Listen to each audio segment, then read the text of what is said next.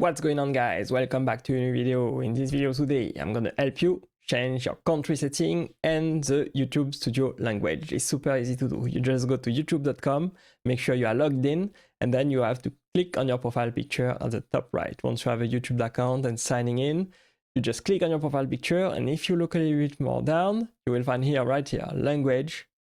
I've set it to English. And location, I've set it to Germany. So if you want to change the language of your YouTube, of your Creator Studio, you just click on language.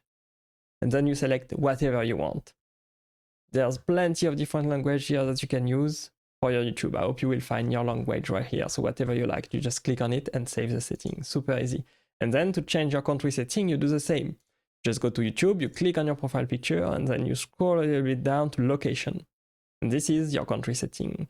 Here you can change your language, and here you can change your country setting. Just click on it. Me, I've set it to Germany, but you can set it to whatever you like also. There's plenty of many different countries, and probably yours is in there as well. So that's it. That's very simple, very quick, very easy to do. I hope this was helpful to you guys. Thank you for watching this video with me today. Click right here for more YouTube tips, and I will see you there in this next video. Bye-bye.